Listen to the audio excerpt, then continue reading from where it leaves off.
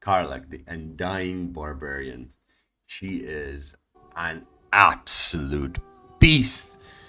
And as any character, she deserves to be built properly. Or, in my eyes, properly. How to make Karlach an undying beast. Welcome back to the series where I try to create really strong builds.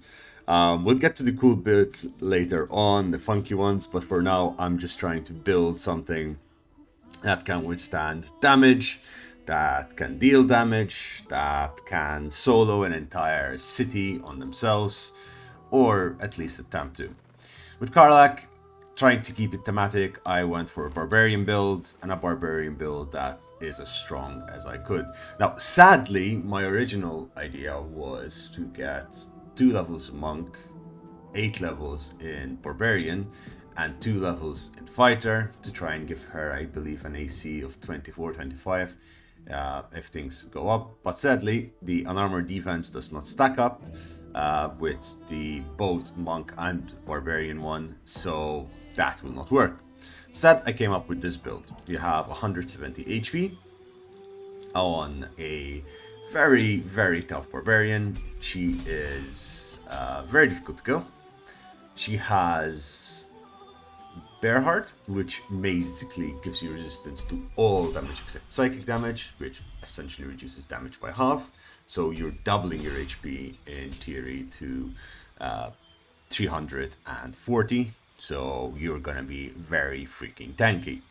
On top of that, she has 20 AC, which is fantastic. This mostly comes from her equipment, but it also comes from the fact that she has good dexterity, good constitution, and evasive instinct. Now, the dexterity comes from having gloves of dexterity with this build, and let's go through the build itself.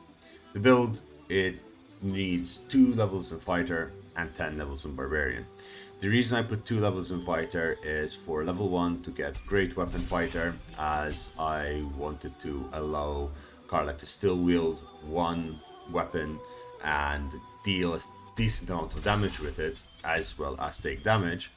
And then I went with 2 levels of fighter so I can get action surge. Action surge is just always that useful, and it gives you that extra action to use. Combining this with the bloodlust potion, you can get up to 3 actions per turn, which equates to around 6 attacks if you manage to kill someone. And quite often this build is hitting for 20 to 40 damage per hit, so you are going to be killing enemies left, right, and center. The Bear Heart allows you to take damage when you're raging, a significant amount of damage, but then on top of that, you also gain a little bit of extra healing, and you have second wind as well, so you have sustainability. Now, why go with Wild Heart? Wild Heart gives you the sustainability. If you want to go pure damage and still be relatively tanky, what I would do then is switch around things slightly. I would put more points into strength, getting strength up, or then if you don't want to get strength up, you could use potions to get your strength up. Potions of Hill Giant Strength are very, very common, and potions of Cloud Giant Strength are also relatively available in the end game, so you're going to be able to still swing that sword very hard. Berserker Barbarian or Wild Magic Barbarian will help you to deal damage. If you want to just go for a smashy smash build, just go 10 levels in Berserker Barbarian and you're going to be brutally incredible in the amount of damage that you do. Now, with that out of the way, how do you play this build? You're leveling up the build to ensure you have as much movement as possible. This is why you go for the stallion aspect as well as the bear aspect. You're going to have an incredible amount of carrying capacity, so utility in that, so you're able to just hoover up the entire map. You have 420 pounds worth of carry weight that you can carry around, and on top of that you gain temporary hit points when you dash once per turn. That's twice equivalent to your level, which means 24 temporary hit points. And as you see in this fight, it is very difficult to kill Karlach if she is doing this. Number of things that you get, uh, especially with Karlach, she gets Feral Instinct, which is really good. You get 3 plus 3 to initiative, and you're gonna be surprised. You get the Hellish Resistance because she's a Tiefling. You are able to move over difficult terrain, and it is nothing. It's a passive feature that you get from the Wild Heart. And then I also grabbed the Tough passive, the Tough Feat. Tough Feat gives you 2 hit points for every level you've gained, and considering that you can easily get your Constitution to 20 with equipment rather than with just point allocation. Yeah, this is freaking fantastic. Like 170 HP is really freaking nice to have, and then of course if you're raging, you have 10 turns full of rage. It's just almost impossible to kill her. Like, as I show you here, she takes 4 turns of attacks from so many enemies, and even then she's hitting back. Like, she's doing very well, she's thinking. And if she was in a party, honestly, it would have been very easy to wipe out everything in that area with relative ease. Just a few spells would have wiped everything out. So keeping that in mind. Now, with regards to equipment, I am currently using the Sword of Chaos. I don't think I have unlocked the Baldurian Sword in this, but I think the Sword of Chaos kind of fits in with this build where we're going for survival, as every time you hit, you gain a 1d6 amount of hit points back. It deals a very decent amount of damage. It's a great sword. It's fantastic.